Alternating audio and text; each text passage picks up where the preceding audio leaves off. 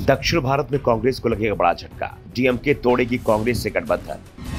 विपक्ष की बैठक में भी आने से स्टालिन ने कर दिया मना। नीतीश और तेजस्वी के दबाव में पटना आने को तैयार हुए डीएमके चीफ। नीतीश कुमार विपक्षी एकता की कोशिश में जुटे हुए हैं, लेकिन बीजेपी के खिलाफ बनने वाले गठबंधन में पार्टियां शामिल होने की बजाय कम होती जा रही हैं। जिस समय विपक्षी गठबंधन की बैठक का प्लान बना, दावा किया गया करीब 2 दर्जन दल इसमें शामिल होंगे।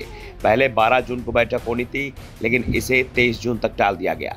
लेकिन 23 जून आते आते बैठक में शामिल होने वाली पार्टियों की संख्या बढ़ते बढ़ते कम हो गई।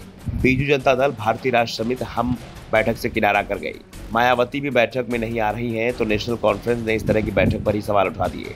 जेडीएस ने भी नीतीश को रेड सिग्नल दिखा दिया, तो वाईएसआरसीपी ने भी साफ कर दिया कि वो बीजेपी के खिलाफ तो है, लेकिन बैठक में नहीं आएगी, खासतौर पर उस बैठक में जिसमें कांग्रेस शामिल है।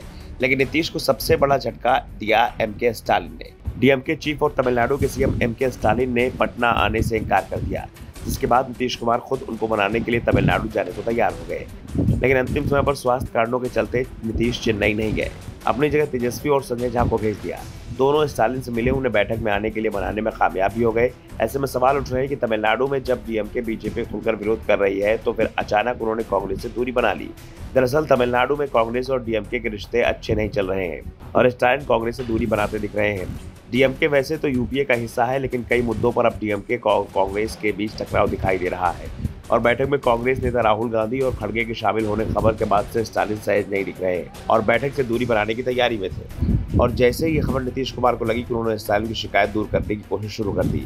स्टालिन बाद में पटना आने को तैयार हो गए, लेकिन जिस तरह से वो कांग्रेस से दूरी बना रहे हैं, उससे साफ संकेत मिल रहे हैं कि बीजेपी के खिलाफ बनने वाला मोर्चा मजबूत होने की जगह कमजोर होता दिख रहा है। स्टालिन भी अगर केसीआर और ममता की रणनीति पर आगे बढ़े, तो कांग्रेस का दक्षिण प्लान पूरी तरह से खराब हो जाएगा।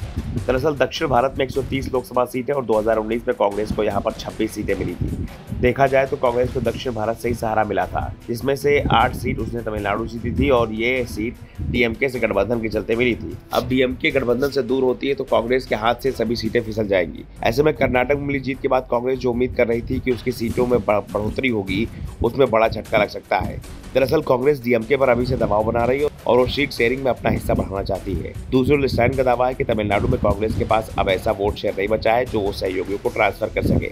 पार्टी राज्य में बेहद कमजोर है, इसलिए पहले जितनी सीट देना भी मुश्किल है। एक ओर जहां कांग्रेस करीब 1 दर्जन सीटों पर लड़ने का दबाव बना रही, तो दूसरी ओर स्टालिन कांग्रेस को 5-6 सीटें ज्यादा नहीं देंगे, इसके संकेत मिलने लगे हैं। इसके अलावा और भी कई मुद्दों पर दोनों दलों के बीच टकराव शुरू हो गया है।